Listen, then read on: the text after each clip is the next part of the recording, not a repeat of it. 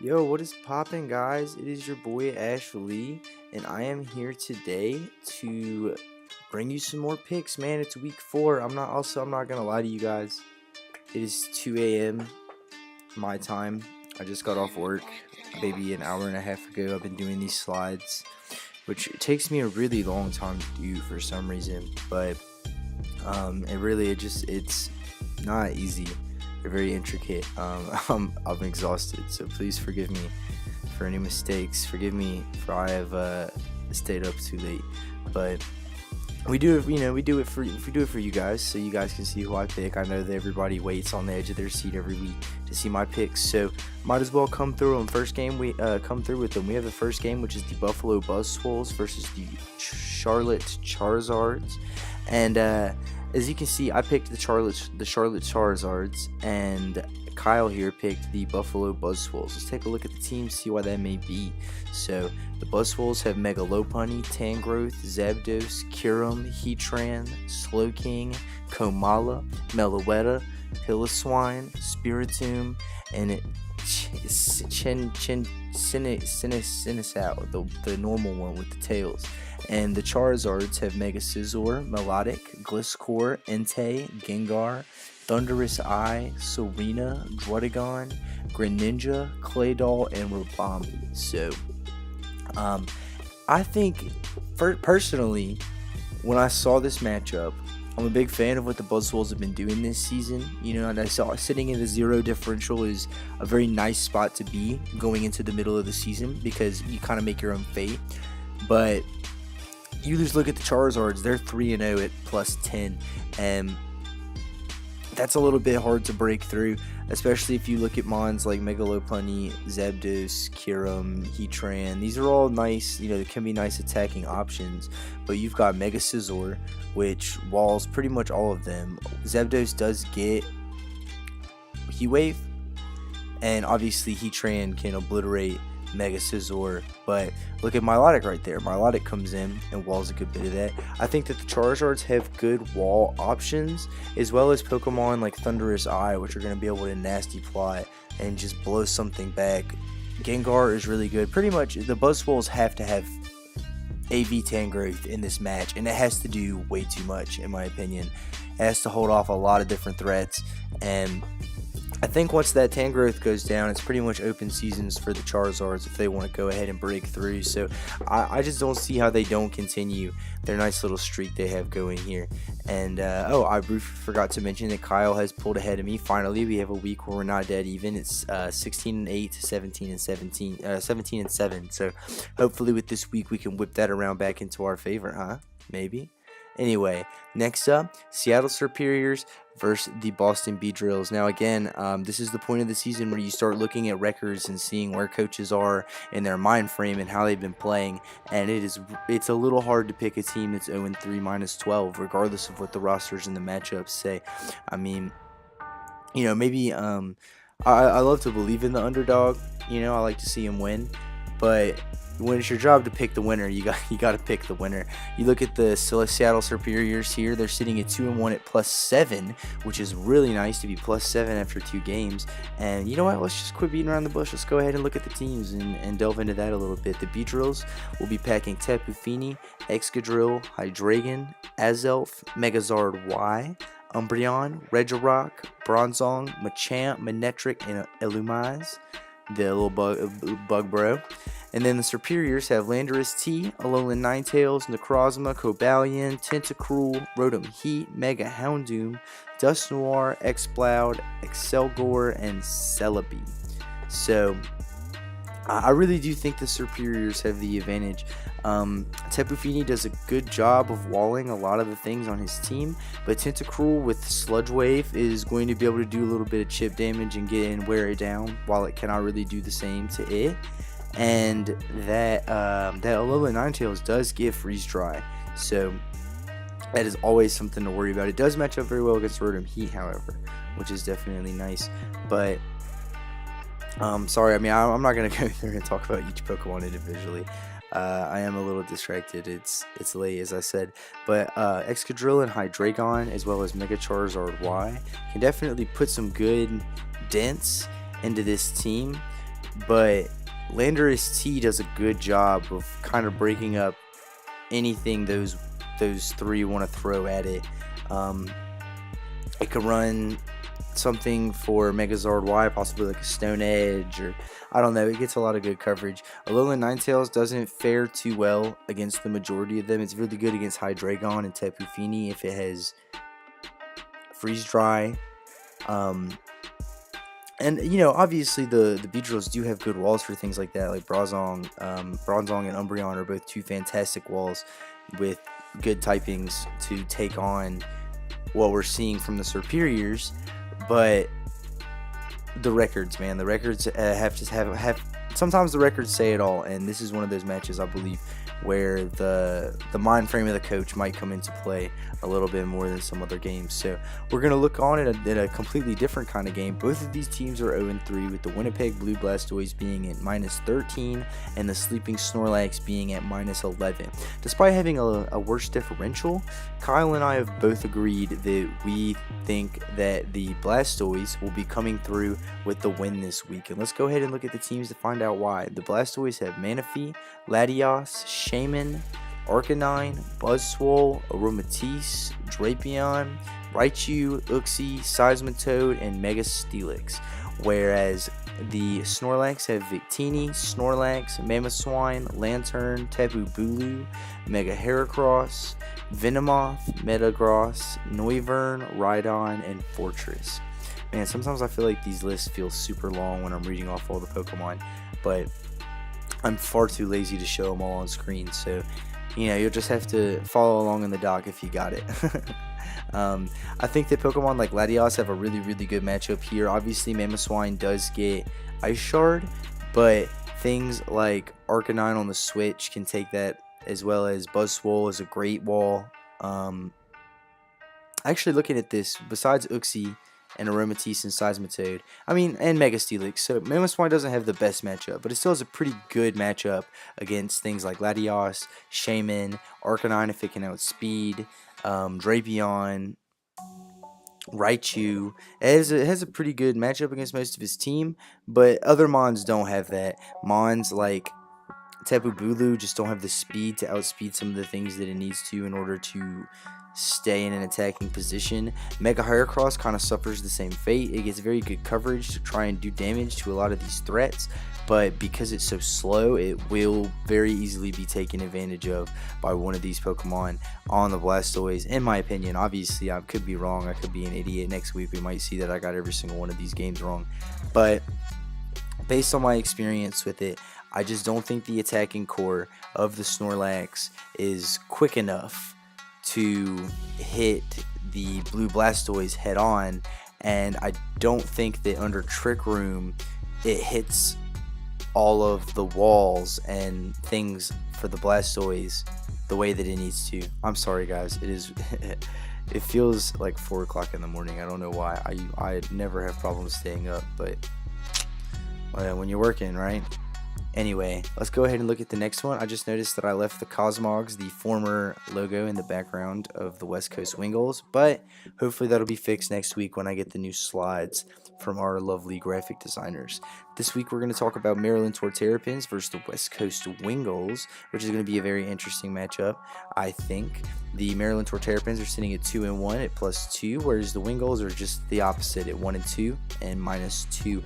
We both agreed, Kyle and I, that the Maryland Torterrapins, we're going to take this one home to the bank, and let's go ahead and see the Wingles, true to their name, have Pelipper, Mega Swampert, Kingdra, Heliolisk, Tyrantrum, Serperior, Mimikyu, Mineshow, Klefki, Golurk, and Swellow, while the Torterrapins have Mew, Infernape, Donphan, Mega Altaria, Empoleon, Alolan Raichu, Taurus, Scolipede, Zoroark, Licky, and Tangela. So the reason that I think that the Torterrapins are taking this one to the bank is that Mons like Mew, Mons like Empoleon, and possibly some tricks with Zoroark, as well as a bulky Tangela, like an Eviolite Tangela and Licky. All of these Mons can do a great job of walling rain, depending on what he brings. And I just don't think Rain is super effective against this team. Mons like Mega Altaria can possibly Dragon Dance up and start putting in a lot of work. Um, probably a HP Grass for Mega Altaria probably has a chance to knock out Mega Swampert. Obviously, I have no basis for that. I've used either of those Pokemon and could not even tell you one of their stats off the top of my head. But just spitballing here, so just speaking as I look at the rosters, my general ideas. Basically, what it comes down to is that the Torterrapins have a lot of walls that can handle rain. They have a lot of attacking Pokemon that can do good work against rain. They have mons like Scolipede to pass speed into slower Pokemon to take advantage of rain. And I just don't think rain has a good matchup. That's where it comes down to every single week with the Wingulls, is how good of a matchup does rain have. And this week, it's not looking too good in my opinion. Next, we'll go to this game, the Chelsea Cloisters versus the Adelaide Umbreons. So the Adelaide Umbreons are at 1 and 2 -3, whereas Dan and the Chelsea Cloisters are at +4, 1 and 2. So Dan's had a little bit of a rough ride lately. He's I think his last 2 games he both lost 1-0. So I felt like this week was a little bit in his favor. Obviously, Kyle disagreed with me, so this is another where we differed in picks. But we'll go ahead and talk about the teams before we get into anything else. The Cloisters rocking Garchomp, Togekiss, Ferrothorn, Mega Blastoise, Reuniclus, Miltank, Cloyster, Alola Marowak, Electros, Scrafty, Nidoking, and that's all. I don't know why I acted like there were more mons. The Adelaide Umbreons are bringing Salamence, Scizor, Clefable, Hitmontop, Nidoqueen, Porygon 2, Mega Slowbro, Chandelure, Sneasel, Electivire, and Cradily. So looking at this, I think, for me personally, I think that if he decides to bring Garchomp, which he definitely will, I think Garchomp has a pretty good matchup here. It obviously has to worry about a Dragon Dance Salamence and the Clefable, but and the Mega Slowbro. Never mind, I take it back, guys. I think that Togekiss Togekiss can do some good stuff in this game. I don't know, to be honest, looking at this could go either way. Both of these teams have things that counter each other very well. Like that Scizor doesn't have free reign because of the Togekiss, and things like Mega Blastoise get good coverage to hit a lot of the things on his team. Alolan Marowak, under the right situation, could put in a ton of work against this team. You just really have to, it really comes down to the coaches. And while I think at first I was going to go with the Umbreons because I thought that after 2 very close 1-0 losses, it might be a little bit rough coming back, I wanted to take the more optimistic approach and say that after 2 very close 1-0 losses, Dan is hungry and he wants to win. So hopefully that's what's going to happen, as that is what I have picked.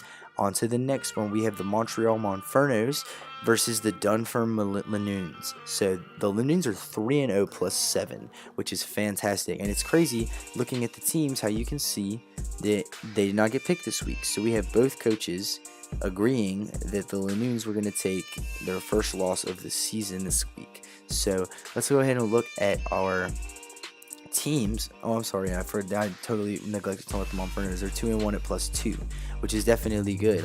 Anytime you're above 0 differential is fantastic, especially if you have a winning record.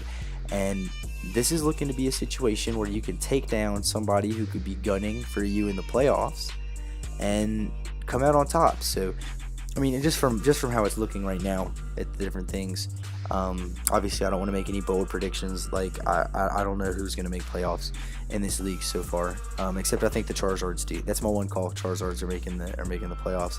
But let's go ahead and look at the teams. I'm sorry I ramble when I'm sleepy. The Monfernos have Mega Kangaskhan, Deoxys Speed, Dragonite, Alolan Muck, Dugtrio, Sylveon, Registeel, Delmise, Vikavolt, Mantine, and Pyroar, while the Lanoons have Mega Gallade, Weavile, Skarmory, Haxorus, Stunfisk, Decidueye, Gardevoir, Alola-Mola, Yanmega, Silvally, and Type Null. Now, looking at his team, this is where I imagine he'll have to bring some sort of Silvally set. Just because I feel like the attacking core or the attacking mons that are possible for the Monfernos kind of eclipse all the different defensive options the Lanoons have. Like, obviously they have great defensive options in Skarmory. Stunfisk is surprisingly bulky. Decidueye is nice. Gardevoir can be ran defensively. Mola is a fantastic defensive type. But if you look at the offensive types, you have Mega Kangaskhan, Dragonite, Alolan Muck, Trio, Sylveon can be ran offensively. Vikavolt is very, very offensive and gets access to the move Agility, which is absolutely dangerous. Deoxys Speed is more of a hazard setter, but it can use attacks pretty successfully. It's because as it's not getting outsped by a whole hell of a lot. And I just don't see how the Lanoons can bring enough offense or defensive mons to wall all the different options that might be able to sweep their team and still be able to break through mons like Alolan Muck or Registeel and Sylveon. I don't know. I feel like the Monfernos have a lot of room to play around here. They can go a lot of different directions in team prep. So I think the unpredictability, that's what I'm trying to say. I finally got there. The unpredictability of what they could bring to this potential matchup is really what, in my opinion, puts them over the edge for the win this week. Next, we'll look at the Montreal X-Clouds versus the Colorado Rapidash. Both teams 1 and 2. However, the X-Clouds are sitting much more comfortably at -1 instead of -4. And as you can see, both of us actually picked the Colorado Rapidash. Let's go ahead and look into the teams, find out why that might be. So the X-Clouds this week are bringing Celesteela, Tyranitar, Florges, Mega Medicham, Roserade, Alolan Persian, Jellicent, Staraptor, Magmortar, Electrode, and Zygarde 10%, while the Rapidash are bringing Tapu Koko, Conkeldurr, Goodra, Galvantula, Mega Camerupt, Kartana, Mesprit, I think it's Mesprit, Slurpuff, Hawlucha, Sandslash, and Slowbro. So as you can see, both teams have good offensive and defensive options, but look at Tapu Koko against this team. It obviously doesn't do much against Tyranitar, although a Dazzling Gleam or a Twinkle Tackle could definitely put a very sizable chunk. It Thunderbolts Celesteela. Florges is a little bit of a problem, but it does get Volt Switch. Mega Medicham should be able to outspeed an attack. If you just look down through the list, I find myself doing that a lot, just finding one Pokemon and listing off everything it can handle. That's not the way I want to do Analyst. I want to talk about the teams. Tapu Koko has a fantastic matchup against this team. I think Conkeldurr can put in a lot of work and force a lot of very important switches. Goodra can wall a lot. Sticky Webs, I think, are going to be not as important in this matchup as really only Roserade and Alolan Persian. Well, I guess Staraptor as well, although Staraptor isn't affected by Sticky Webs. It could do a lot for Zygarde 10%. But if you look at all their attacking mons, like Mega Medicham, Celesteela, Tyranitar, Staraptor, Zygarde 10%, and then you look on the flip side and say, oh wait, hold on, the Rapidash have Slowbro? Pretty much only Tyranitar is doing anything to that Slowbro, and he's got mons like Goodra to come in and wall the shit out of that as well. So I personally just think that the Rapidash have the outright advantage this week, just by having a good matchup offensively and defensively, and it seems that Kyle would agree. So finally, we get to our last game of the week, and this is the Nuzleafs versus the Carolina Clefaibles. This is 3-0 +8 versus 2-1 +6. Now, I know I said I like to pick off the spreads, play to your odds and all that, but I genuinely think that the Clefaibles have a really, really good chance of winning this one this week. They're going to be bringing Kyurem Black, Mega Gardevoir, Suicune, Crocodile, Crobat, Kofag, Hitmonchan, Volcarona, Omastar, Magnezone, and Chestnut, while the Nuzleafs bring Jirachi, Latios, Mega Pidgeot, Vaporeon, Blissey, Mandibuzz, Breloom, Salazzle, Gramble, Rhyperior, and Electabuzz. So, looking at the team right now, I think Kyurem Black, Mega Gardevoir, and have just those two alone can handle pretty much any team if you get them set up right. So I think for me personally, I just love the attacking core of Kyurem Black and Mega Gardevoir so much that it's hard to pick against them. a lot of the time. Then you look at mons like Suicune and Cofagrius, which do a great job of walling the Nuzleafs, as well as other mons that could sweep, like Volcarona. You have a possible Shell Smash Omastar there. Crobat is always a great utility mon, throwing off Toxics and just being generally fast and poisonous, which could be great for Pokemon like Vaporeon and Blissey and all sorts of shenanigans, man. I could go on. I really like the Clefable's team. It's probably one of my favorite teams in this whole draft, to be honest. I think it's very solid, and I think that Jirachi and Latios and Mega Pidgeot is good. It's definitely a nice attacking core. I don't think it has a whole lot to say to the core of Suicune and Cofagrius. I think that core right there, the defensive core, is the perfect defensive core to handle the Nuzleafs. And I think you have enough Pokemon like Crocodile, Cofagrius, I think Hitmonchan, Chestnut possibly, all get knockoff. Meaning, I'm sorry, that's Blissey, not Chansey. I'm dumb. So when I didn't say anything about knockoff, that ignore that. There's got lots of different attacking options to do some nice physical damage to that there Blissey. So that is all we have for this week. I do apologize if I rambled on incoherently at any point. I just realized this video is 21 minutes long, which is about twice as long as our video last week. So I could definitely tell the effects of being tired. I really do like doing this for you guys, though. I hope you really do enjoy it. It's a lot more work than I thought it would be, but I really am enjoying doing it, and I like to hear what you guys have to say. So please leave comments, please add me in the group, let me know what you think about the different episodes and things that I've been doing, and let me know anything you want me to do in the future. Maybe if you want me to wear a funny hat while I record. I won't do face cam, but you'll know it's there. You'll know it's there. Anyway, I appreciate y'all stopping by. Have a good one.